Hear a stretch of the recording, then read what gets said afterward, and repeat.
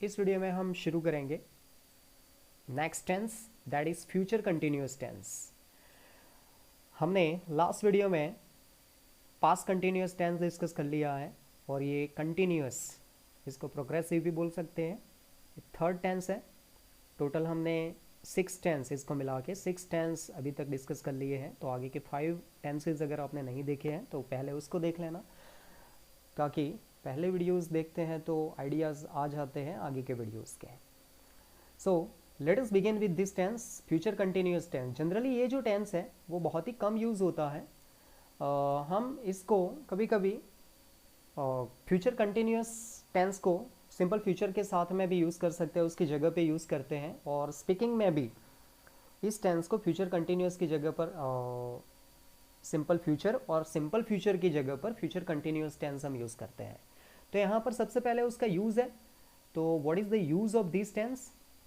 तो this tense is use to show the action which will continue in future at a particular time, कि कोई particular time पे कोई action continue होगी, okay, कोई चल रही होगी, कोई क्रिया चल रही होगी, तो उसके लिए हम इस टेंस का यूज़ करते हैं। जैसे कि मैं एग्जांपल बोलूँ, हिंदी में समझ में आना चाहिए, तभी हम इंग्लिश में उसको अच्छे से समझ पाते हैं, बोल पाते हैं, लिख पाते हैं। खेल रहे होंगे, हम पढ़ रहे होंगे, okay, at the particular time, कल हम सुबह बाजार जा रहे होंगे, like that. Two actions are sometime used in the sentence. इस टेंस में कभी कभी दो एक्शन, जैसे हमने पास्ट कंटिन्यूअस टेंस में एक सेंटेंस में दो एक्शन यूज कैसे करते हैं वो देखा, वैसे ही इसमें भी उसी तरह से दो एक्शन यूज होती है। तो एट सच सेंटेंसेस, किस टाइप के सेंटेंसेस और टेंसेस यूज होंगे? तो जो पहली एक एक्शन होगी वो सिंपल प्रेजेंट की होगी, और जो दूसरी एक्शन होगी वो फ्यूचर कंटिन्यूअस की होगी। ठीक है, तो दो एक्शन यूज होती है। तब ये ध्यान रखना है कि एक सिंपल प्रेजेंट में आती है। जब हम सेंटेंस बोलते हैं तो वो प्रेजेंट में नहीं होता है, लेकिन लिखा सिंपल प्रेजेंट में ही जाएगा, और दूसरी एक्शन है फ्यूचर कंटिन्यूअस में आएगी। सो let us start with the affirmative examples. तो जैसा कि आपको स्क्रीन पे दिख रहा है, सबसे पहले हम एफर्मेटिव स्ट्रक्चर देखेंगे। तो एफर्मेटिव स्ट्रक्चर में क्या आता है? तो सबसे पहले सब्जेक्ट आता है, और सब्जेक्ट के बाद में शैल विल आएगा। जैसे सिंपल फ्यूचर में हम यूज़ करते थे वैसे ही शैल विल यूज़ करना है। लेकिन यहाँ इंटरेस्टिंग चीज़ ये है कि इसमें बी आता है। कंटिन्यूअस में सिंपल फ्यूचर में बी यूज़ होगा। ठीक है, तो दो हेल्पिंग वर्ब यूज़ होंगे इसमें, एक तो शैल विल और एक बी। और इसके बाद में हर एक कंटिन्यूअस में आईएनजी वर्ब लगता है, याद रखना है, वर्ब को आईएनजी ही लगता है हर एक कंटिन्यूअस में। ठीक है, उसके बाद में object, other words, time words, वो तो आते ही है सेंटेंसेस में, वो यहाँ पर लिखे नहीं है क्योंकि हम कंटिन्यूअसली उसको देख रहे हैं। यहाँ पर हम एग्जाम्पल डिस्कस करते हैं। तो फर्स्ट एग्जाम्पल है, मोहन अभी अंग्रेजी पढ़ रहा होगा। दिस इज अवर सेंटेंस, पढ़ रहा होगा। देखो क्या डिफरेंस होता है सिंपल फ्यूचर में और फ्यूचर कंटिन्यूअस में। अगर इस सेंटेंस को हम सिंपल फ्यूचर बनाएंगे तो बनेगा मोहन अंग्रेजी पढ़ेगा, ये सिंपल फ्यूचर का हो गया। और अगर फ्यूचर कंटिन्यूअस है कि वो क्रिया चल रही है, तो पढ़ रहा होगा अभी। ठीक है, तो यहाँ पर हम सब्जेक्ट के अकॉर्डिंग सेंटेंस स्ट्रक्चर के अकॉर्डिंग लिखेंगे। तो मोहन, देन शैल और विल, तो यहाँ पर विल आएगा। शैल जो है सिर्फ आई और वी के साथ में यूज़ करना है, याद रखना है। और उसके बाद में बी आएगा, और बी के बाद में वर्ब को आईएनजी लगेगा। तो यहाँ पर हम स्टडी यूज़ करेंगे। कोई बुक नहीं पढ़ रहा है वो, तो इसीलिए यहाँ पर हम स्टडी लिखेंगे और स्टडी को आईएनजी लिखेंगे। ठीक है, स्ट्रक्चर के अकॉर्डिंग वर्ब आईएनजी हो गया। क्या पढ़ेगा, क्या पढ़ रहा होगा? तो यहाँ पर पढ़ रहा होगा इंग्लिश, तो इंग्लिश आ गया। और हमने यहाँ पर वर्ड यूज़ किया है नाउ, ओके, तो फुल स्टॉप आएगा। तो Mohan will be studying English now, Mohan अभी अंग्रेजी पढ़ रहा होगा। वैसे नाउ हम प्रेजेंट कंटिन्यूअस टेंस में यूज़ करते हैं, लेकिन इसकी क्रिया को दिखाने के लिए कि फ्यूचर कंटिन्यूअस में भी ये क्रिया चल रही होगी, तो अभी पढ़ रहा होगा। अगर कोई कहेगा कि वो क्या कर रहा होगा, तो वो पढ़ रहा होगा। एक्चुअली फ्यूचर में नहीं है, लेकिन कोई किसी चीज़ के लिए एज्यूम कर रहा है। ओके, जैसे कि कोई सोच रहा है कि वो क्या कर रहा होगा, तो दूसरा व्यक्ति ये काम कर रहा होगा, तो उसके लिए हम इस स्ट्रक्चर का यूज़ करते हैं। तो इस तरह से सेंटेंस यूज़ होंगे। अब एक सेंटेंस में दो एक्शन किस तरह से यूज़ होती है वो एक एग्जाम्पल में हम देख लेंगे। तो उसका एग्जाम्पल है, जब मैं वहां पहुंचूंगा तब वे क्रिकेट खेल रहे होंगे। जब मैं वहां पहुंचूंगा तब वे क्रिकेट खेल रहे होंगे। तो यहाँ दो एक्शन है, वहां पहुंचने की और क्रिकेट खेलने की। तो जब मैं वहां पहुंचूंगा तो व्हेन आई, अब जैसा कि मैंने आपको बताया था, अभी लास्ट एक्सप्लेनेशन किया था कि एक सेंटेंस जो है, एक एक्शन जो है वो सिंपल प्रेजेंट में होगी और दूसरी एक्शन है फ्यूचर कंटिन्यूअस में होगी। नो डाउट कि सेंटेंस दोनों ही एक ही टेंस के हैं। यहाँ पर जब मैं वहाँ पहुँचूंगा पास्ट इनडेफिनिट लग रहा है, simple past sorry simple future लग रहा है, लेकिन ये सेंटेंस आएगा सिंपल प्रेजेंट में। तो व्हेन आई रीच देयर, याद रखना है कि ये सेंटेंस लग रहा है सिंपल फ्यूचर का, लेकिन आएगा प्रेजेंट इनडेफिनिट में या सिंपल प्रेजेंट में। ओके, वे क्रिकेट खेल रहे होंगे, तो they will be playing cricket. Okay, तो this is our sentence. Fine, तो इस तरह से सेंटेंसेस लिखे जाते हैं। This is very simple one. Fine, तो इस तरह से हमने एफर्मेटिव सेंटेंसेस देखे। और एग्जांपल्स बना सकते हो कि बच्चे अभी क्लास में शोर कर रहे होंगे, the students will be shouting या मेकिंग नॉइज लाइक दैट। मेरी मदर खाना बना रही होगी, my mother will be cooking food. यहाँ पर जनरली इस टाइप के सेंटेंसेस में कभी कभी मस्ट यूज़ भी होता है। तो इस टाइप के सेंटेंसेस में हम मस्ट भी यूज़ करते हैं, मॉडल का यूज़ करते हैं, लेकिन हम यहाँ पर सिर्फ इसको समझने के लिए, ये जो टेंस है बहुत ही रेयरली यूज़ होता है, याद रखना है। अब नेगेटिव, इसी सेंटेंसेस को हम नेगेटिव में, आई मीन इसी स्ट्रक्चर को हम नेगेटिव में चेंज कर लेंगे। तो देख सकते हो आप कि यहाँ पर नॉट कहाँ आएगा, तो शैल विल के बाद में। This is very interesting to understand. यहाँ पर सबसे ज़्यादा मिस्टेक कहाँ होती है कि नॉट दो हेल्पिंग वर्ब है, एक तो ये शैल है और नॉट है और बी है। तो बी के बाद में आएगा या शैल विल के बाद में आएगा, तो यहाँ पर नॉट जो है वो शैल विल के बाद में आएगा। ओके, तो सेंटेंस किस तरह से बनेगा इसका, ये यहाँ पर हम देख लेंगे। तो सेंटेंस बनेगा,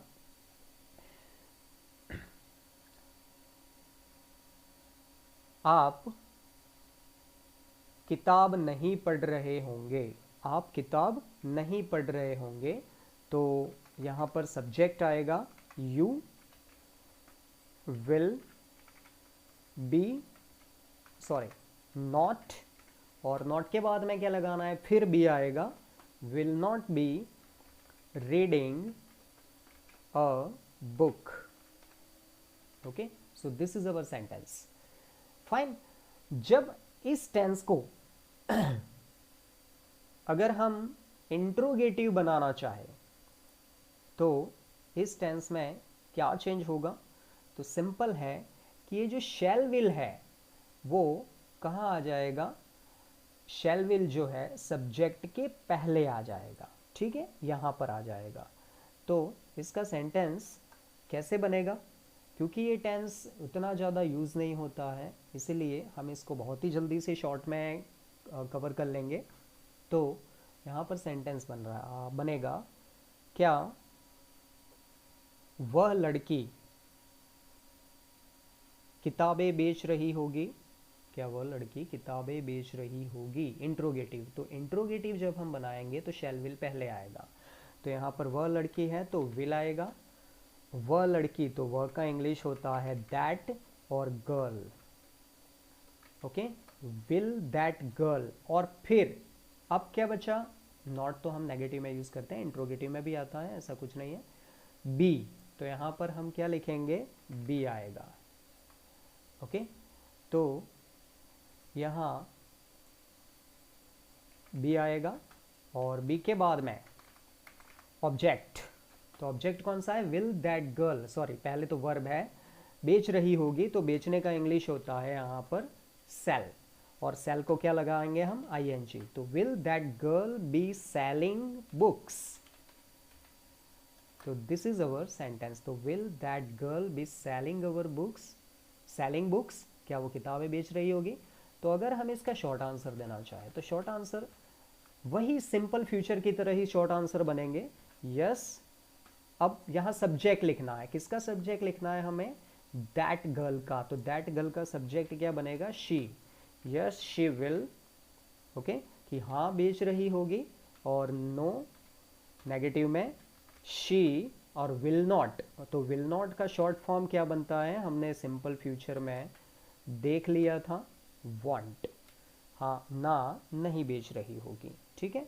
फुल आंसर अगर बनाना चाहे तो कैसे बनेगा, yes that girl will be selling books, know that girl will not be selling books. So in this way you can make interrogative sentence. एक और इंट्रोगेटिव सेंटेंस हम बना सकते हैं, क्या तुम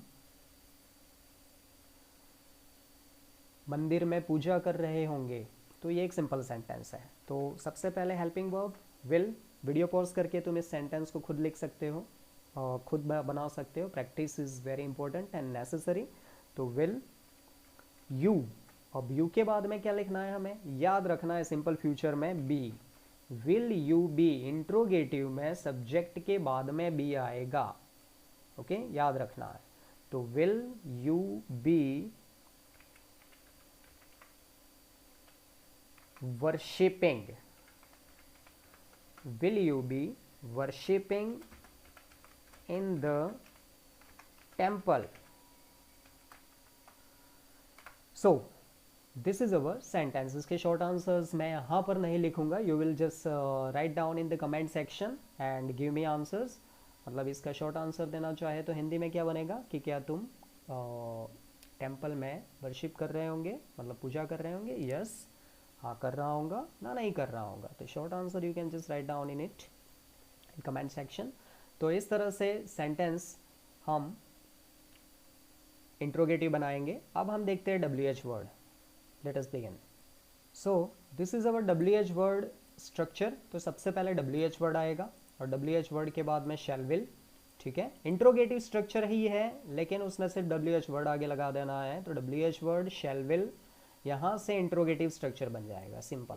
तो shall will plus subject plus be plus verb ING, ठीक है। तो यहाँ पर एक एग्जांपल हम लिख रहे हैं। तो फर्स्ट एग्जांपल है, लड़के स्कूल में क्या कर रहे होंगे।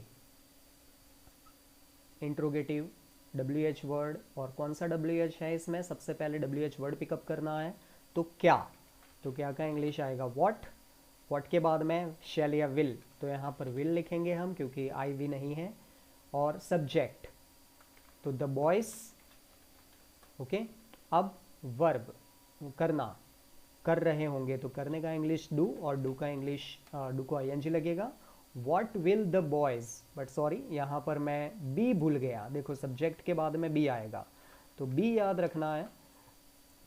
What will the boys be doing, कहाँ पर, इन द स्कूल, और यहाँ पर हम यूज़ कर सकते हैं नाउ, मतलब ऐसा बोल सकते हैं कि लड़के अभी स्कूल में क्या कर रहे होंगे। तो यहाँ पर हमें जब इसका आंसर देते हैं, देखो जब किसी सेंटेंस में WH वर्ड में डू यूज़ हो तब आंसर में जो वर्ब उसमें यूज़ होता है वही आता है। जैसे कि हम इसका आंसर देंगे, लड़के स्कूल में पढ़ रहे होंगे।